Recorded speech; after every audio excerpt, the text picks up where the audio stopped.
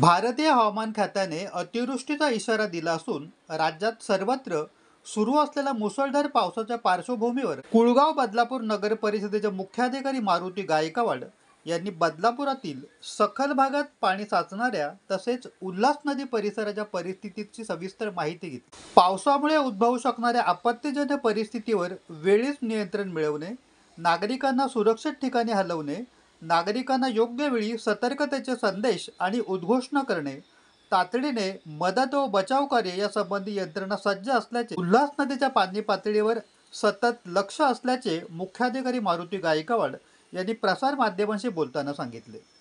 पासूनच संततधार चालू आहे पावसाची। काय स्थिती आहे सध्या बदलापूरमध्ये? पाऊस पडतो महाराष्ट्राचा पाऊस पडतो जसा बदलापूरमध्ये खूप पाऊस पडतो। मी आपल्या पातळीवर घेतले तर सकाळपासून 38 मिलीमीटर पाऊस बदलापूरमध्ये झालेला आहे।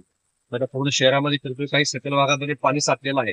परंतु बदलापूरचा मेन इश्यू जो असतो उल्हास नदीला पूर येणं आणि बऱ्याच घरामध्ये पाणी झालं। तर आज तुम्ही आता बघितलं असाल तर आता 14.80 मीटरच्या आसपास पाण्याचे लेवल आहे आणि 16.5 मीटरला आपण अलर्ट देतो आणि 17.5 मीटर डेंजरस सिच्युएशन असते।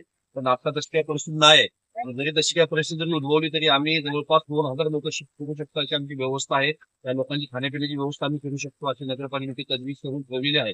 आणि माझ्या 2 फायर टीम रात्री म्हणजे 24 तास इथं गस्त घालत आहेत, अनाउन्सिंग करत आहेत, लोकांना आव्हान करत आहेत। एकंदरीतच परिस्थितीची नियंत्रणामध्ये आहे। अल्पावधीतच लोकप्रिय झालेला भारताचा बुलंद आवाज आपला Bharat channel subscribe, share, like आणि कमेंट्स करायला विसरू नका।